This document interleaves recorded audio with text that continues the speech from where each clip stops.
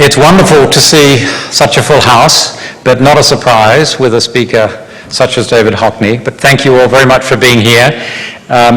It's an absolutely capacity crowd, and I wanted to mention to you that we had such a response to this lecture that indeed we are streaming it live both to the lecture hall in the Getty Research Institute and on flat screens outside the restaurant in the Grove outside there, as well as a live stream on getty.edu/Hockney Live. So everyone who's interested in this lecture should be finding a way to be able to appreciate it. And we're pushing our technical bounds with this lecture in response to David's doing the same with his work, as he'll be talking about tonight. We will also, I want to mention, he's kindly agreed to answer questions at the end of the lecture, but we're doing it through social media. So if you have a question, hashtag Hockney Live. If you send that through your device, we have someone who will be collecting those questions, and then a selection of them will be presented to David at the end of the lecture. That's all right. So, David Hockney, I hardly need, of course, to introduce him. He's one of the great fixtures of the art scene here in Los Angeles, and indeed one of the most celebrated, innovative and productive artists of the later 20th and 21st century. So he's a great icon, not only in this country, but in his native Britain. I think there's many extraordinary things about him, but one of the most extraordinary is his versatility and the wide range of his interests, which is reflected in the variety of his work, his paintings. He's a great draftsman, a printmaker. He does watercolors, he's done stage design, and in recent years has boldly embraced the potential of new media such as iPads for creating paintings, if we call them that, and I think they should be on this new vehicle. And this is, though, a theme that goes back in his work. He was, quite at the avant-garde in his use of photo collages back, a generation or so ago, and in the way that's interacted and influenced his work in painting and in other ways, as we'll be seeing tonight. He's also written very widely, and I think this is one of the things that makes him so interesting to those of us who work in museums and have an eye on the history of art, because he's deeply engaged with the history of art and understanding how we see the world, but particularly how artists see the world, how they create images, how our minds create images from what we see, and in their developing of instruments that might help them or aid them in translating what you see in three-dimensional space through your eyes into a two-dimensional image on a canvas or on a flat surface of some kind. And of course, more on this later, because this will be a major part of his talk tonight. David, as you know, was born in England, indeed in Yorkshire, but he first moved to LA in 1964, so many years ago, and he's spent much of his life here ever since. He's been the subject of international acclaim, but he's also, as I say, very much a local fixture, and we're very proud and pleased that he's made LA, his principal home for many years of his life. He first, this is not the first time he's lectured at the Getty. It's been some years, but he did back in the 80s, and we're delighted to have this opportunity to invite him back tonight. His work, of course, has been widely collected, not only by the Getty, and I have to say that his Pear Blossom Highway collage is one of the most popular and recognizable icons of our collection, across the board. We measure these things in terms of postcard sales and other very scientific measures. And on all of these measures, Pear Blossom Highway is one of the most popular images in our collection. So there it is. But he's also, of course, been collected widely by all the major museums in the city and had exhibitions with them. And indeed, his work was sprinkled throughout Pacific Standard Time, the first of our Pacific Standard Times on art in LA from 1945 to 1980, both his paintings and photographs through a number of those exhibitions. And he currently has a major show, painting and photography, at LA Louvre in Venice. This is his 16th show, I understand, since with LA Louvre, since the first one in 1978. I think one of the shows that in recent times has made the biggest splash was, of course, the 2012 show at the Royal Academy in London, which was some 150 works largely based on the work he'd done on iPads. And these were extraordinarily a revelation, I think, to everyone. And it had a huge response. I think one of the most, if not the most popular exhibitions the Academy has ever done. Also major surveys in San Francisco in recent years, looking at the last 10 years of his work. And he's now working on a further exhibition at the Royal Academy in London for next year, which is entitled 75 Portraits and 2 Still Lives. And I'm sure you'll hear more about that during the course of his talk. Throughout a long and varied career, David Hockney has had a strong interest, as I said, in the relationship between art and technology, exploring the methods artists have employed in their image making and in the process challenging our conventional understanding of perspective, of perception, and ultimately of how we see the world. And many of you will remember his seminal book on secret knowledge, looking at how, in his view, artists during the Renaissance had particularly utilized the camera obscura for translating these three-dimensional images into what we know as linear perspective on a two-dimensional surface. In entirely original ways, Hockney has continued to bring this story up to the present day, examining how the historical development of perspective impacts the relationship between painting and photography. His recent use of digital devices, the iPads as I mentioned, builds on his earlier work with collages, including Pear Blossom Highway, to create multiple vanishing points, again altering the way we see space. As we'll no doubt hear tonight, he continues to extend this project that begins with the Renaissance invention of two-dimensional perspective, now bringing it into conversation with moving pictures and 3D space. And as we've come to expect from David, the elements of a representational image that seem most objective and unnegotiable often turn out to be culturally and artistically mutable.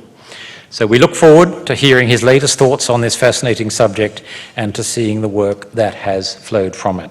So with great pleasure, I give you David Hockney.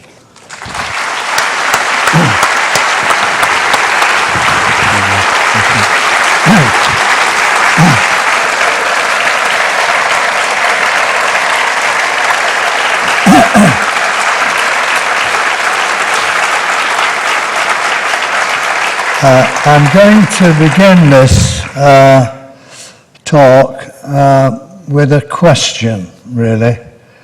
And the question is, why was it European painting had a vanishing point and shadows?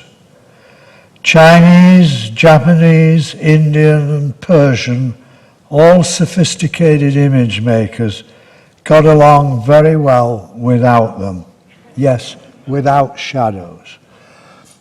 Okay. Now I'm going to show you a Chinese scroll.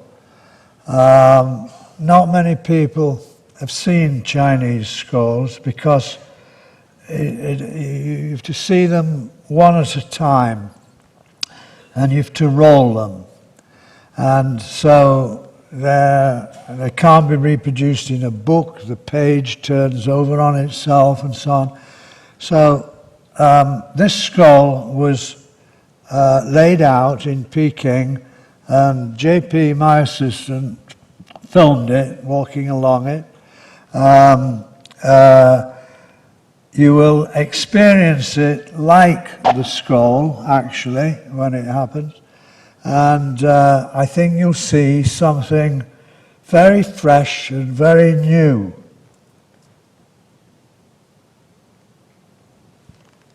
The scroll is it's one of 12. It's painted in 1751.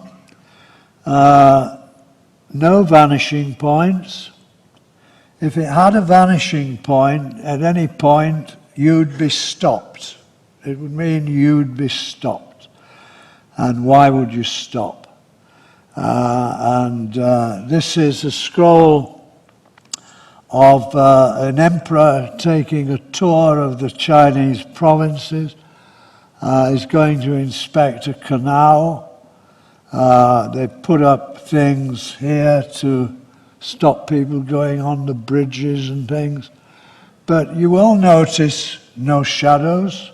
There's no shadows on the people, there's no shadows anywhere. It's all done without shadows. And theatre there. All the lines going back are virtually parallel.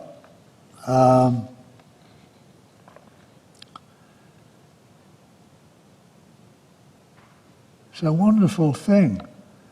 There's shops coming up. There they've blocked off the entrance on the bridge because the emperor's coming.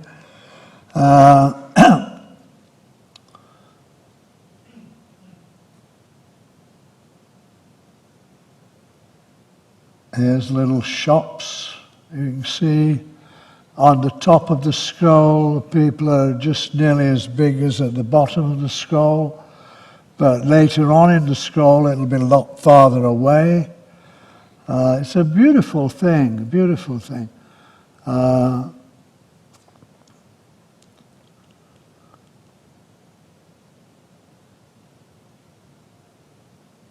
This could only be experienced by one person, really.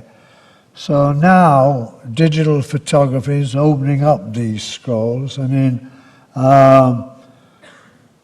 look at the top, there's a walled garden with a temple in it or something. Later on, you'll see at the top it's a lot of space disappearing into the distance.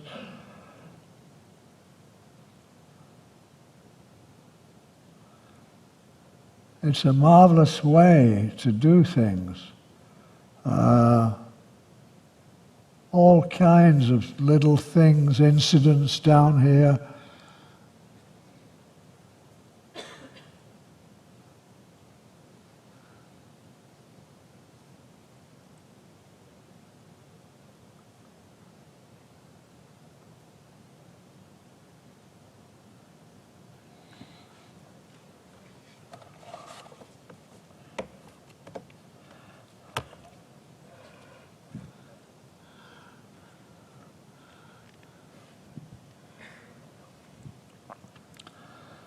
I'll just read you something George Rowley writes about these scrolls. In the European tradition, the interest in measurable space destroyed the continuous method of temporal sequence used in the Middle Ages and led to the 15th century invention of the fixed space of scientific perspective. When the Chinese were faced with the same problem of spatial depth in the Tang period, they reworked the early principles of time and suggested a space through which one might wander, and a space which implied more space beyond the picture frame. We restricted space to a single vista, as seen through an open door. They suggested the unlimited space of nature, as though they had stepped through that open door and had known the sudden, breathtaking experience of space expanding in every direction and infinitely into the sky. Again, East and West look at nature through different glasses. One tries to conquer nature through science, and the other wants to keep alive the eternal mystery which can only be suggested. Well, China might be going to science now, I don't know, but probably is. But anyway, that's the end of the scroll, and that's how you see it. And we also filmed in China as well animated scrolls, also without shadows. I will point out this. There's no shadows under the horses. If Disney was doing it, there'd be shadows. Look at this, look at this. I mean, this is an impossible scene for a camera. And I'm thinking, if you look at the size of this screen, I'm thinking, well, what blockbusters they can do in China with this kind of thing now. I mean, it's incredible. I thought it was superb, this. The amount of space you're seeing. And the animation is wonderful, I think. But again, it's all done without shadows.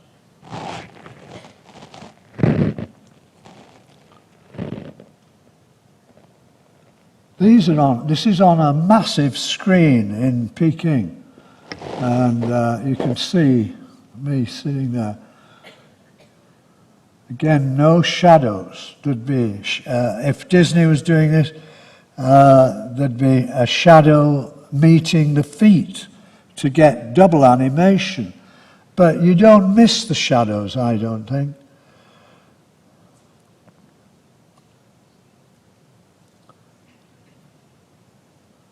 I don't think you miss the shadows at all.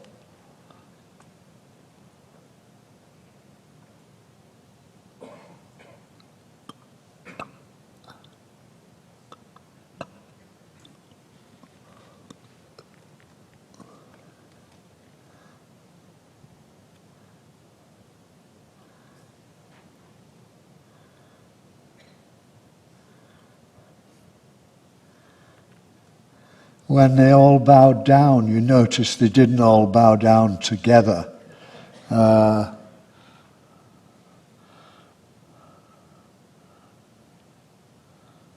Wonderful, that. Wonderful. Sweeping up. This is Western perspective, this. They're going in depth, they're not going laterally. That's Western perspective. They're just going to the vanishing point. Nowhere. I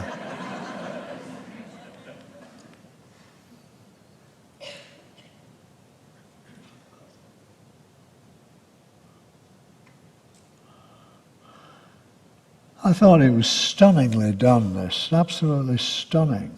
Wonderful screen, marvelous big screen.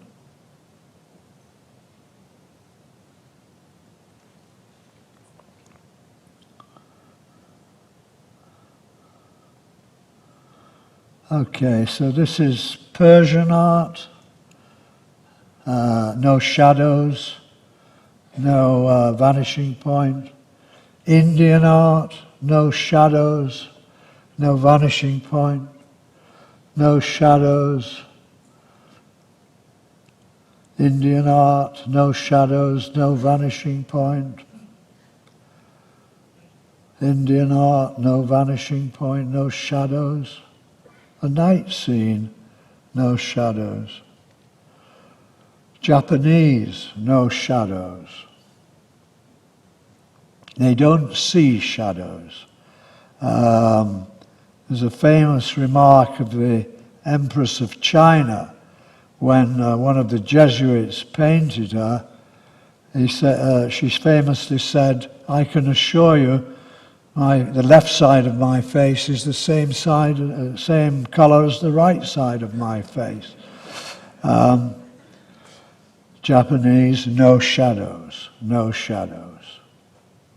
Here's European art, no shadows. This is the Bayeux tapestry, about the 11th century, no shadows. This is the continuous method that they destroyed. Well, I would like to now explain just about the perspectives used in the pictures, in a way we've seen, including this one. We'll notice that in the scroll, the first scroll, the lines are always parallel that way.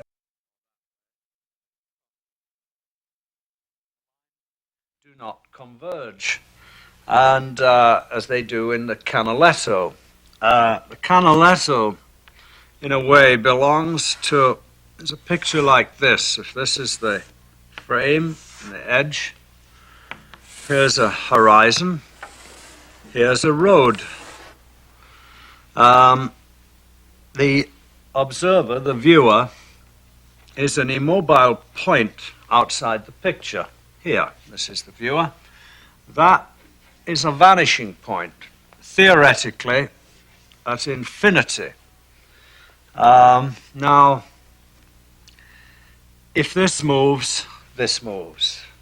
My conjecture was, if the infinite is God, this and this will never connect. So they will never meet each other. Now, in reverse perspective, this happens. We now have, instead of that triangle, a triangle doing this. Here now is a point, and this is the spectator, who is not immobile because he can see both sides. He is in movement, like we think we're in movement, and infinity is now everywhere, including the viewer. God is everywhere, including within you. It seems to make more theological sense. Now, as you can see in the first scroll, I am suggesting that seemed to be a peak, as it were, of the Chinese attitude to time and space and how they depicted it. The second scroll seems to represent a decline because of ideas brought from the West. It also parallels, in a way, the decline of China itself. Now, why did it decline, one might ask? I asked. I was at one time given two replies. One was they'd lost their intellectual curiosity. The second one was that there was superior military technology elsewhere. Well, obviously they're both connected, but what's interesting is the connection between the invention of the vanishing point in 15th century Italy and military technology, in the sense that the moment this happened, cannons could be fired more accurately, triangulation was set up, and so on. So there's a very direct connection between this and military technology, and as there is not here. And I think there is possibly a great connection between the way we depict space and the way we behave in it.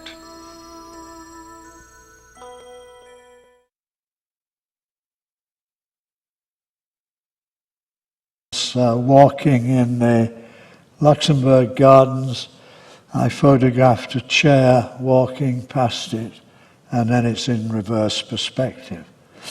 But what we want to know is what happened in Florence with Brunelleschi.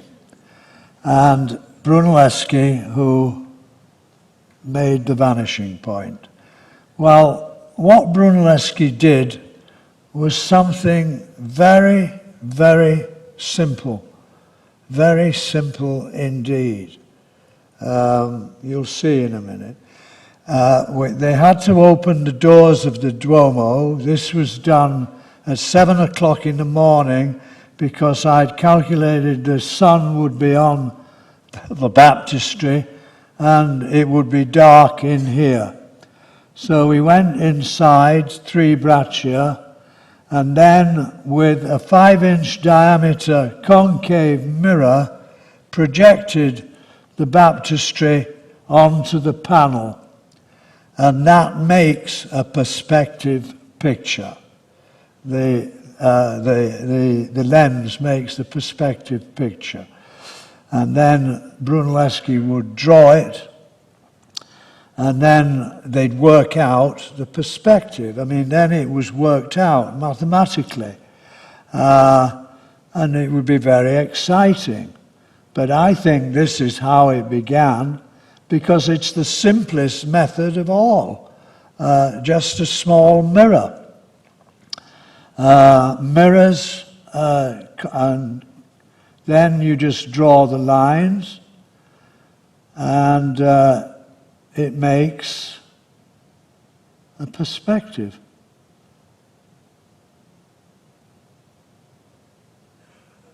When those lines are continued down there, they'll make a vanishing point, and that's the origin of it, I think.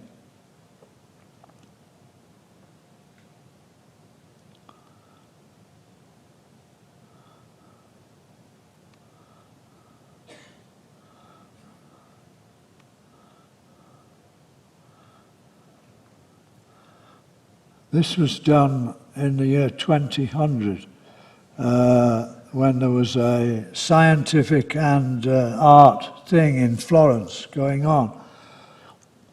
This was watched by a few art historians, actually. Okay, optics needs shadows. I'll point this out. Optics needs shadows.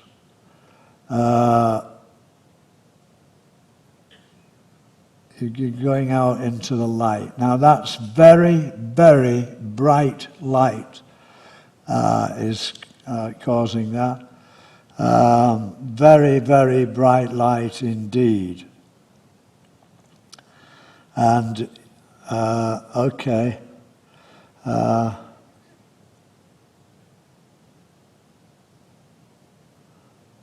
Notice that face, the light on it, because you'll see them again in a minute.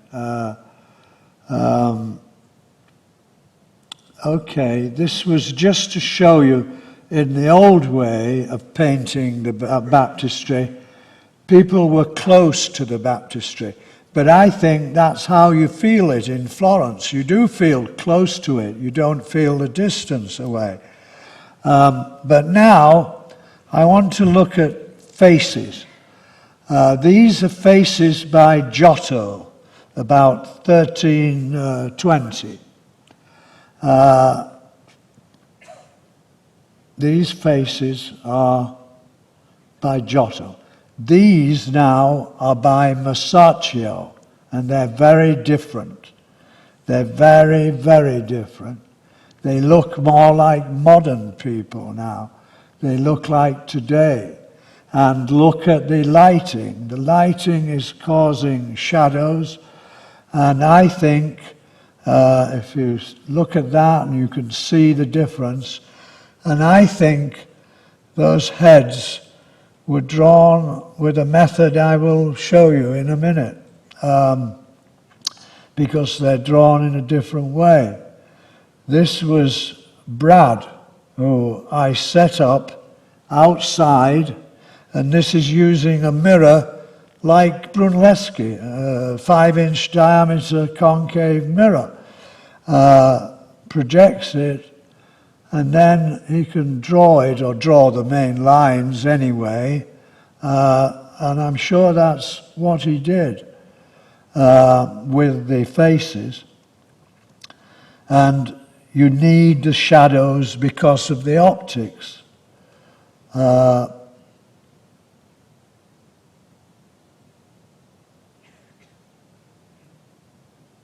You can see him blinking, actually, can you?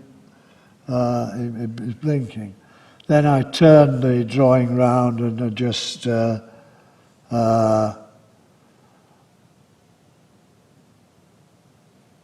and drew it.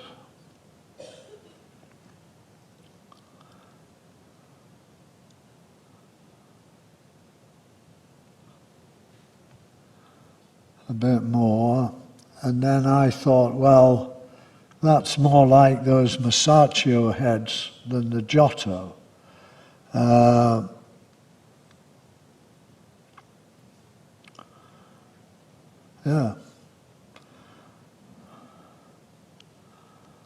And the Masaccio, when it was painted, everybody came in to see it. Everybody wanted to see them. They thought they were very real, they were individual. It was terrific. I mean, everybody wanted to see them in Florence. This was a thing we did a long time ago as well at the Getty. This was about the Savaldo painting in the Getty that we. I asked them just for something like this. But it was gold lame they came up with. But I was just pointing out how in the highlights and things, this painting was probably painted in this way. I mean, there's only 5 or 6 tones here to do it. There's only 5 or 6 tones there to do it. I'm just touching the projection there.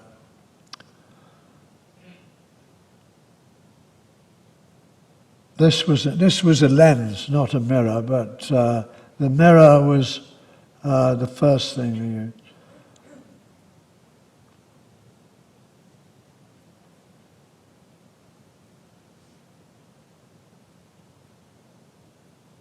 Anyway, I'm pretty certain it was painted like this. There's an exact version in the National Gallery as well in London of it.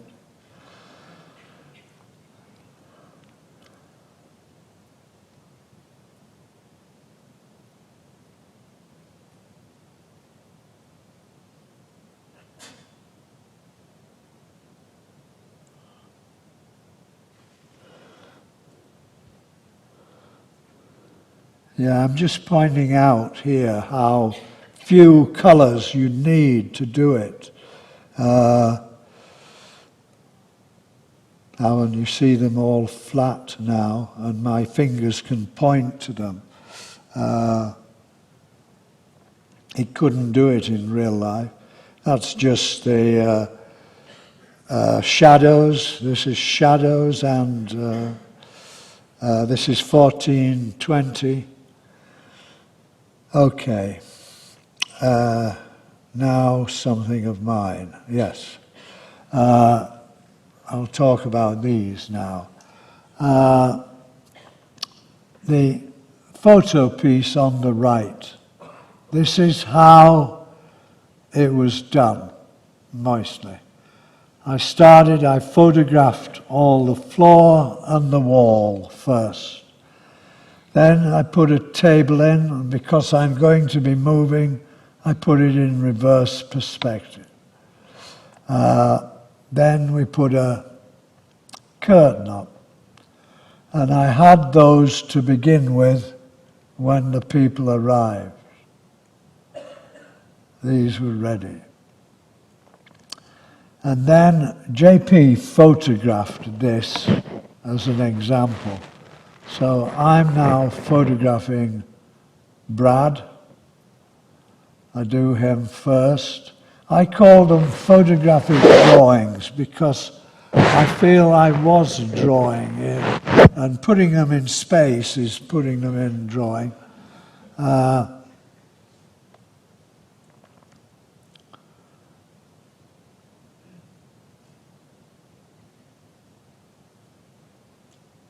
There were many, many photographs taken. I mean, there's just one for the feet. There's one for the...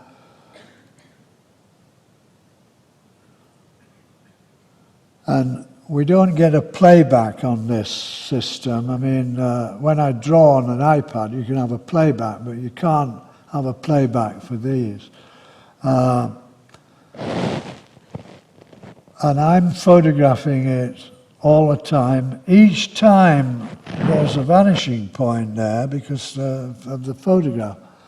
And I realized as I was doing this, I was creating more and more vanishing points, and actually I felt it was more like 3D without the glasses.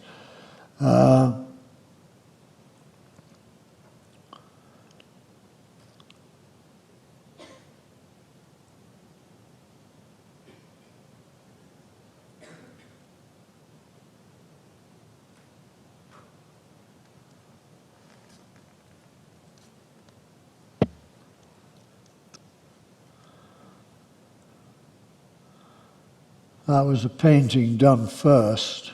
That was done first. That's how I knew how to photograph it. Because I'm constructing the photograph. It's a whole construction. Much more interesting than just one. And that's how we finished up. I even photographed the floor, the carpet and things. And the longer you look at it, I think the more 3D it becomes. This was another one. Now, again, I'd photographed all the room first, then I put in things and playing with space. This wasn't necessarily the order they were put in here, but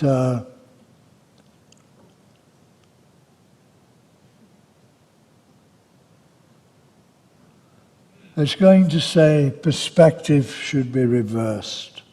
Well, I think it actually should in the foreground of pictures. I pointed out Cubism was about the foreground. Everything is very close to you. It's the cafe table. It's about the foreground. Because in an ordinary perspective, the foreground is madness. So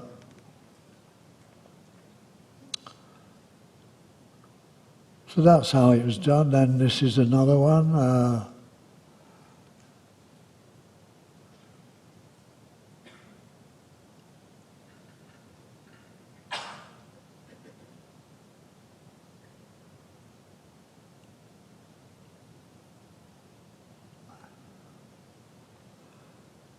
I do them and playing around with them. Each one is photographed separately. Each chair is photographed separately. So each has a vanishing point, actually. And I think that's why when you look at them, you have to look at one and then another and then another. And you're looking at them through time. And I think it's the time that makes the space. In one single photograph, it's always the same time. It's the same time in the top left-hand corner as it is in the bottom right-hand corner. These aren't.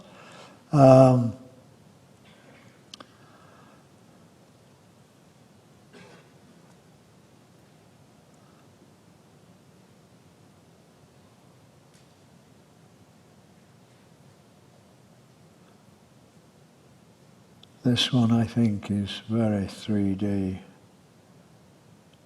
How it becomes it.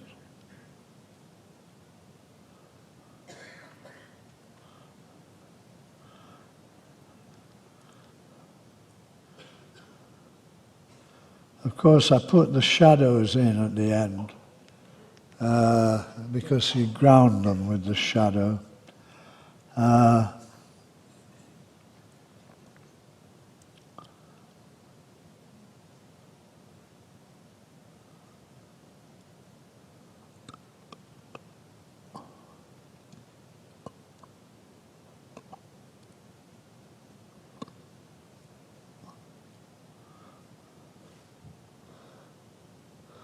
I think now that you're looking everywhere all the time here, all the time. You can't stay in one place. That's more like real life, I think, actually. That's what I think. I think they're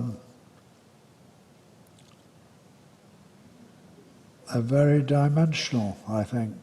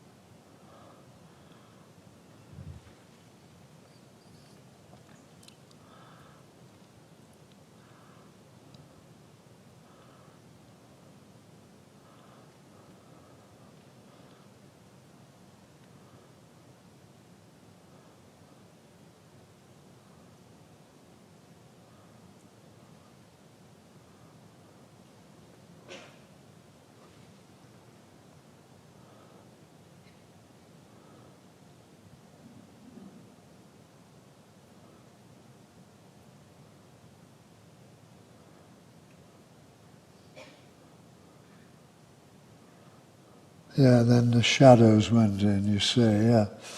And then it looks grounded, doesn't it? But I think it does look very 3D, the longer you look at it.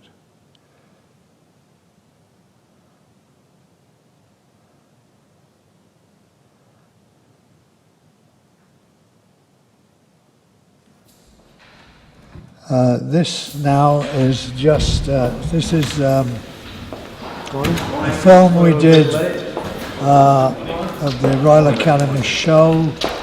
It's on my website actually, and we filmed this with 3 cameras, which I think makes it infinitely better. It's not so easy to make a film of an exhibition, or perhaps necessary, but we wanted to record this, and a lens gives too many diagonals and makes the distance a long way away. It's hard to feel the space. We therefore put 3 cameras together upright.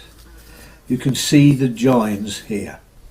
They give us a much more fluid perspective and of course a wider time frame, making it possible to see more of where we have been and where we are going. More like real life, perhaps.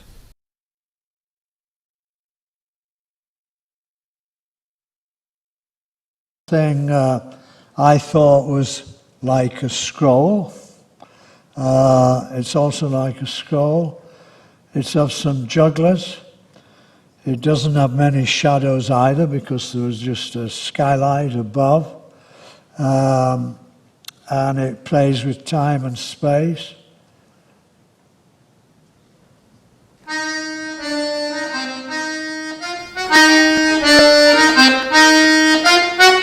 It's shot with 18 cameras and they're all still and they just come on and walk. And if you think about it, if it was just one camera, they'd quickly walk off the picture. So the camera would have to follow it. So it would be the background moving and the walker in the center of the picture always. But now they're walking and the picture's still.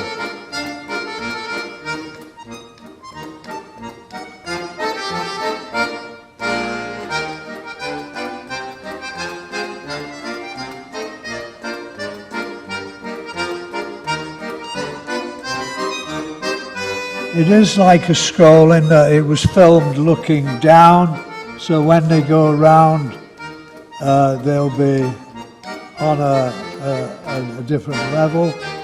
You're not just looking that way, you're looking that way.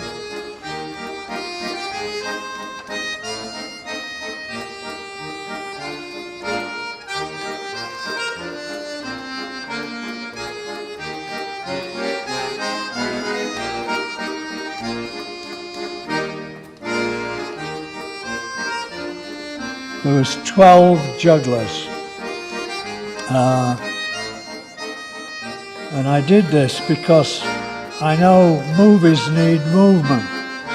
And the movement of the jugglers and the movements of the things themselves meant that every screen had movement in it. So it's interesting. There they are, they're walking like a scroll, you see.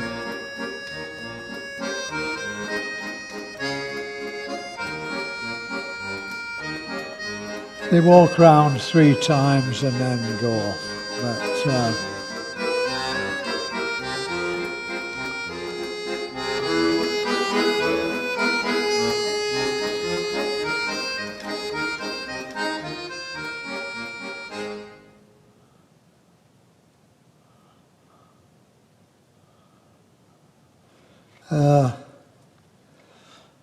Photography came out of painting and is now going back to it. Well, that's what I think. I think Heinrich Schwartz is right. The Getty have all his papers.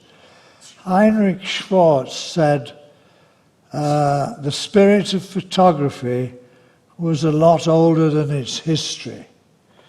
And I think that's a better comment than the view of photography as an immaculate conception.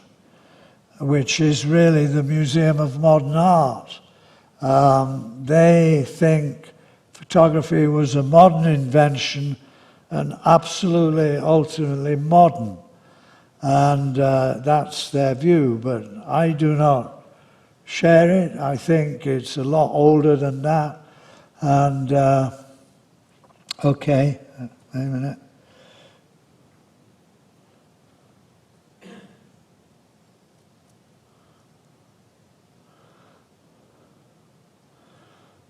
I'll just show you something else. In the studio,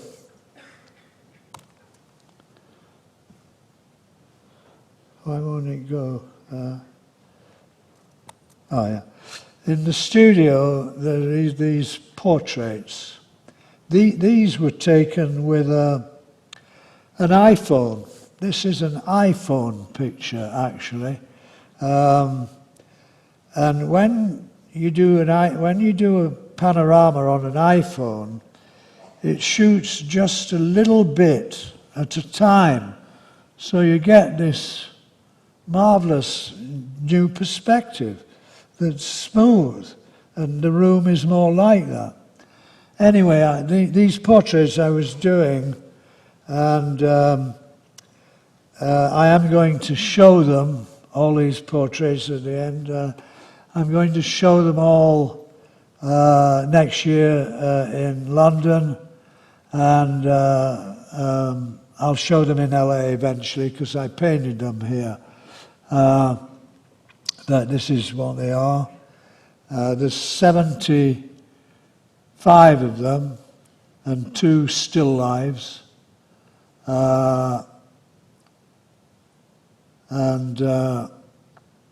Yes, and I'll leave this with you. The portraits, you're going down to the one on the right at the bottom there is Larry Gagosian. And I'll leave you with that now. Thank you. Thank you very much.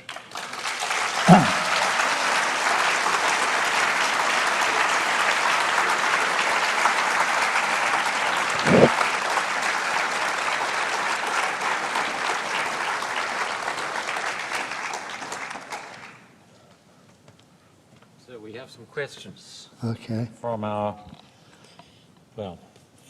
there. Okay, first one. What did Chinese audiences think of your ideas on perspective? Do you have any feedback? Well, I don't know what they said. Okay, fair enough. Okay, here's another fairly general one. What have you discovered since your book, Secret Knowledge, was published? Well, I mean, I still believe it totally. I mean, I've discovered more and more things like, well, European art having no shadows is, when did the shadows begin? Somebody will have to do that. I mean, what's the question? What is it? Since publishing Secret Knowledge, have your thoughts changed? Well, no, they've not changed, but they just sharpen up. I mean, they sharpen up. I think Mr. Who is it? Who was the guy who was always telling me I was wrong? Well, I think he's given up now. I don't think I'm wrong, actually. Okay, let's go on to another one. What are your thoughts on the relationship between painting and video?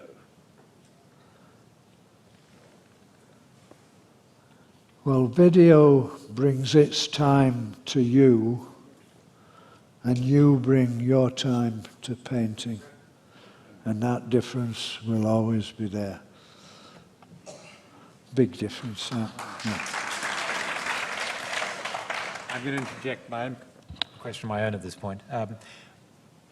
With the portraits that we saw at the end, the process that you showed us in getting to the multiple portraits and the rooms used the fractured reverse perspective and so on. But with the individual portraits, they come much closer to what you'd imagine as a traditional perspective.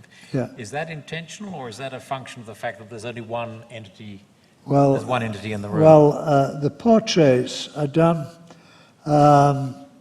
They sit for 3 days, for 20 hours, and I observe them for in a way. It's a 20-hour exposure I'm doing.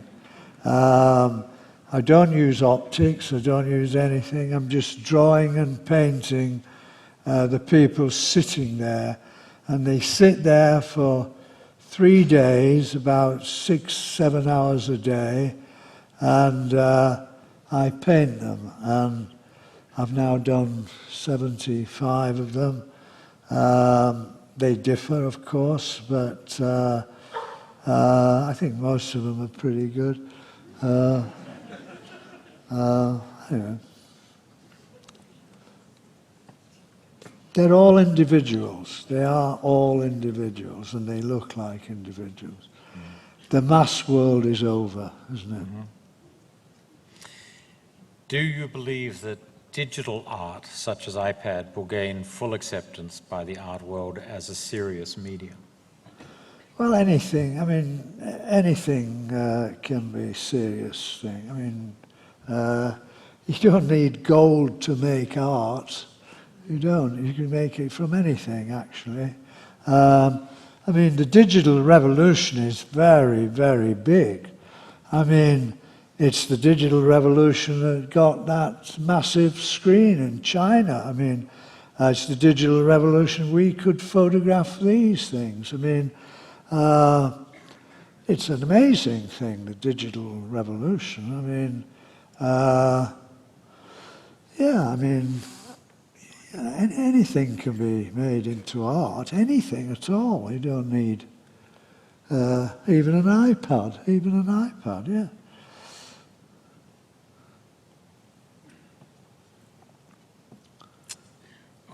Why, this is an interesting one. Why do you choose to paint and draw with happy, positive colours?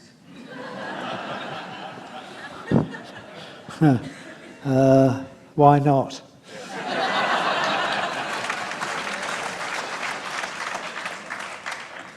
These are getting more and more interesting. If you had a time machine, what period would you live in?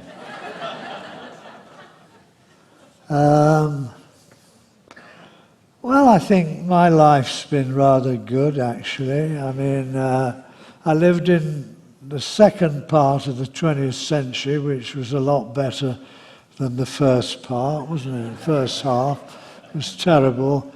The second half's been better. Life's interesting for me, it is. It's always interesting, still is.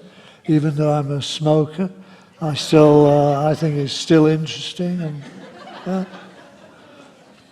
This is a good one, perhaps, to end on. How do you keep your incredible energy up? Coffee, tea, what? Well, I don't know how much energy I have, actually, but I don't go out much.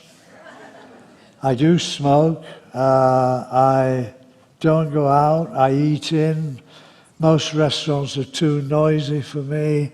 I'm going very deaf, so if you go out at night, you've got to go listen, so I don't go out. So I go to bed at 9:30. I'm okay. I feel okay. I feel okay within myself, yeah. Well, that's almost right on time, and I think we've had an extraordinary opportunity to see an insight into what David Hockney is doing with bringing the medium of photography and painting, as you say, together or into intercourse again.